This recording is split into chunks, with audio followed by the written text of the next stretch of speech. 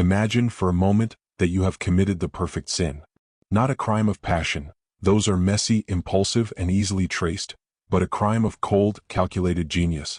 You have built a monument to agony, and in return, you have been handed the keys to the kingdom. For 10 years you sleep in silks. You drink wine that tastes of stolen sunlight. You forget the screams you archived in bronze because in your world the powerful do not pay debts. They only collect them. But history is not a straight line. It is a circle.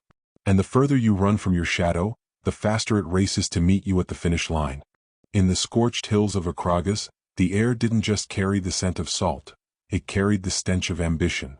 Perillus was not a soldier or a king. He was something far more dangerous. A man of intellect without a soul.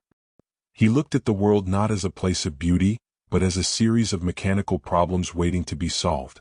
And in the 6th century, the greatest problem a man could solve was the efficiency of terror.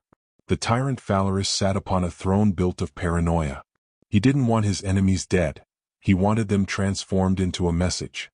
Perillus saw an opportunity in that darkness, a chance to trade his humanity for a seat at the table of the gods. He spent months in his workshop, the rhythmic clang-clang-clang of his hammer sounding like a heartbeat of iron. He was forging the Brazen Bull. It was a masterpiece of anatomical precision. A hollow, glimmering beast of brass, life-sized and terrifyingly silent. But the genius lay within its throat. Perillus had engineered a complex system of internal pipes and stops, designed to catch the frantic, guttural wails of a dying human and refine them. By the time the sound left the bull's nostrils, the agony was gone. It reached the ears of the audience as a beautiful, melodic lowing. The crime was not just the creation of the device, it was the pride with which Perillus presented it. He stood before the tyrant, eyes gleaming with the rot of his own ego, and explained how the victim's smoke would rise in fragrant clouds of incense. He had turned the ultimate cruelty into a theatrical performance. He had sold his fellow man for a bag of gold and the promise of impunity. He believed he had reached the sun. He didn't realize he had merely built his own furnace. 10 years. 3,650 days of silence. That is the true weight of injustice, the time it takes for the echo to find its way home. In the decade that followed, Perillus lived as a phantom of luxury. He was the man who had given the king his most prized possession. He walked the streets of Athens and Acragas with the gait of a man who had cheated the fates.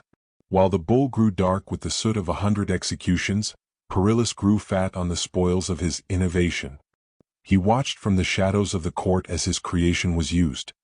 He heard the music of the dying and felt nothing but the cold satisfaction of a craftsman whose machine never jammed. There is a specific kind of rot that settles into a man who believes he has outsmarted morality.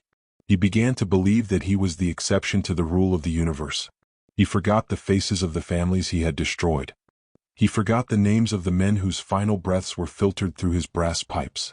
To the victims, it seemed as though the gods were blind. Their cries were met with the indifferent blue of the Mediterranean sky. Perillus was the living proof that evil could be rewarded, that cruelty could be refined into a career. He lived in the harvest phase of his sin, reaping the gold sown in blood. But the universe is a meticulous bookkeeper. It does not forget a debt, it simply waits for the interest to compound. The silence of the victims was not an absence of justice. It was the intake of a breath before a scream. The collapse of an empire or a life rarely begins with a thunderclap. It begins with a whisper, a small forgotten detail that catches in the gears of fate. For Perillus it was the very thing he relied on, the vanity of a tyrant. Perillus, the man who had commissioned the bull, was a monster, but he was a monster with a twisted sense of poetic symmetry. He looked at Perillus, this man who had walked his halls for a decade, smug and untouchable, and he saw something he despised. He saw a man who thought he was better than the weapon he had created. He saw an architect who had never stepped inside his own building. The reversal happened in a heartbeat. A celebration turned cold. A joke that didn't land. Perillus leaned forward on his throne, his voice a low, gravelly shadow. He praised the bull's acoustics once more, but then he posed a question that made the blood in Perillus's veins turn to ice. "You told me the music was divine," the tyrant murmured. "But how can I be sure the pipes are tuned if the Creator himself hasn't calibrated them?" The guards moved before Perillus could speak. The heavy brass hatch of the bull, the very door he had designed to be seamless and inescapable, was swung open. The metal was cold, but the air inside was thick with the ghost sense of a decade of death. The man of intellect was suddenly reduced to a man of meat and bone. All his gold, all his years of impunity, vanished in the shadow of his own invention. He was pushed into the darkness he had built for others. The hatch clicked shut. The debt was called due. There is no darkness quite like the inside of your own sin. As the fires were lit beneath the belly of the bull, Perillus finally understood the poetic mirror. The brass began to glow, a dull, vengeful red. The heat did not come all at once. It rose slowly, a creeping realization that his skin was now the fuel for his own masterpiece. In those final moments, the psychological collapse was total. He was not just dying, he was being erased by his own genius. He screamed. He screamed for mercy, for his mother, for the gods. But the internal pipes worked exactly as he had promised. To the people outside, his terror sounded like a beautiful, melodic song. His regret was translated into art for the entertainment of a tyrant. He died in a vacuum of empathy, realizing that he had spent his life perfecting a way to ensure his own final words would never be heard. He was the composer of a symphony that only he had to endure. But the law of echoes had one final sting. Just as he reached the brink of death, Perillus ordered the bull opened. He had Perillus dragged out, scorched and broken, but still breathing. For a fleeting second, the inventor thought he had found mercy. He looked up at the sky, his lungs burning.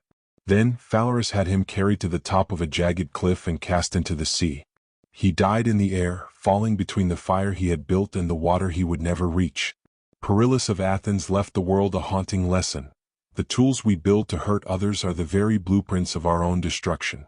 We are all architects laying the bricks of our future lives. Be careful of the rooms you design. For one day you may find that the door only opens from the outside. The echo always finds the mouth that made it,